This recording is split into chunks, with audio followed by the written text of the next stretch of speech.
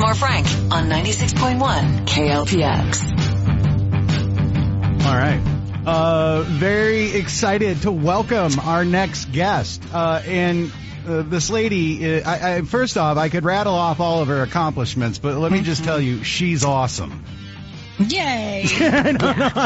Right. Dr. Kelly Fishman, veterinary sports medicine rehab expert, founder of Strut Animal Mobility Specialists. Wow. And we're going to find out if our pets are having a midlife crisis. Dr. Fishman, good morning. Good morning. Hey, I just want to say I have your Strut Animal Mobility website up. I'm looking at your biopic there, and nothing makes me happier than a person that loves animals. And when I know how deep it runs with you, we're just excited to have you on. Mm-hmm.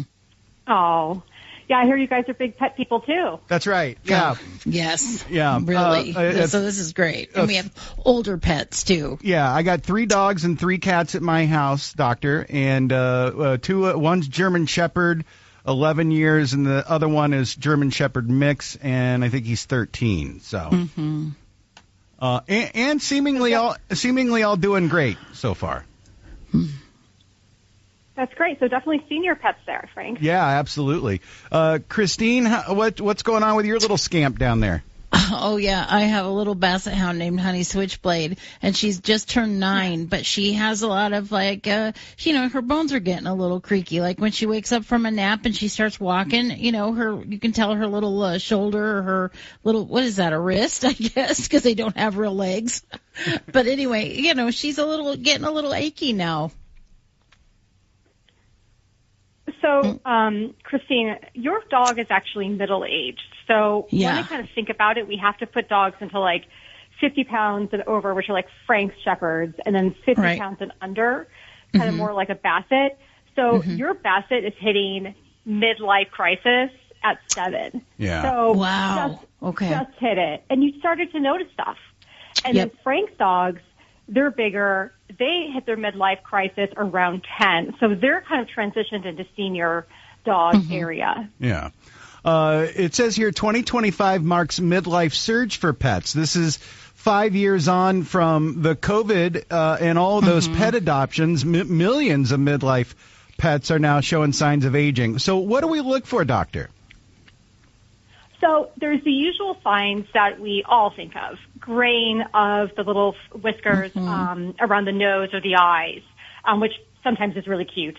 Then we have changes in their vision. It's a little bit harder for them to maybe see the treat in your hand. Their sense of smell is decreased as well. Other midlife stuff that hits dogs and people, gain weight. So their metabolism slows just like ours. So, you have the active 1-year-old shepherd, and now they're midlife at 10, and they're transitioning to being a senior, and they just need less food. And sometimes we don't know that, so we still feed them the same amount as a 1-year-old, and they start to gain weight. Yeah.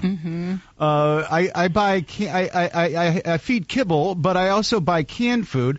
And I felt like for a couple of purchases, I stopped paying attention to the age guidelines on the can because I was putting all these 1 to 6-year-old doggy dinner cans in the thing. But no, I need the senior food for these guys. You're dreaming. Yeah. Yeah.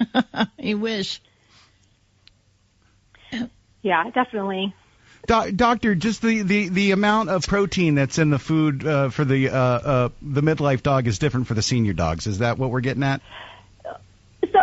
So you mentioned your senior food. So when the biggest thing that actually we know changes is that their digestion, it's not like it slows, but it makes them harder to process stuff. Okay. So for that reason, sometimes senior foods are more digestible, so more digestible animal proteins are really good.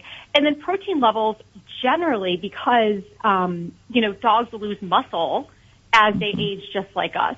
So midlife is when we start to see it, and then it accelerates into being a senior dog. So because of that muscle loss that they experience, sometimes we want to feed the muscle by doing things like having a higher protein content in the senior dog food. Now, the only time people run into trouble with that is if their dog has a history of kidney disease, which would have been diagnosed by their vet, and they're aware of that.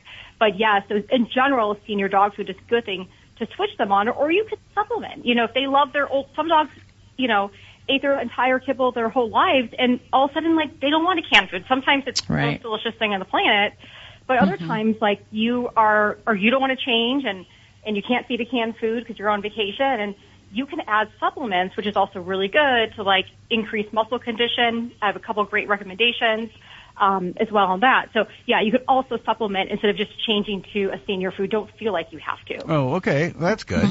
Dr. Kelly Fishman is our guest. She's a veterinary sports medicine rehab expert. I was reading about you specializing in helping animals recover from traumatic injuries. Wow. Can you just talk about your experiences with these animals and how robust they are and what amazing little creatures and how much they rely on us too? Yeah. So, gosh, I have so many stories of dogs that came to me and were unable to walk because of a variety of conditions and injuries. And I would say that, the big thing I really could take for dogs and notice from them is they never feel like they're having a bad day. If their people are around them, their families around them, they get that love and support, even if they have a big cast on, even if they just got out of spinal surgery, even if they're unable to walk and all they could do is lift their little head to take some treats. They are so happy to be here, and that's such a great thing to see. And yeah, I've had lots of through a combination of physical rehabilitation, which just makes any kind of surgery recovery better. We get these dogs moving and walking a lot sooner and better, and it's a great job to have, and I'm incredibly lucky. Dr. Kelly Fishman, and so you're kind of just creating awareness about the millions of pets that are now encroaching on midlife crisis, and just kind of keep your eyes peeled. Go ahead, Christine. Oh, I just want to know. So, do the supplements work? Is it just a change in diet, or do the fish oil and stuff like that? Is that good to give them? They're working. What I like to do, so they do work if you give so the supplement market is so crowded. You go to the pet food store and it's confusing. Different supplements. It's so confusing. Here's what we have evidence for.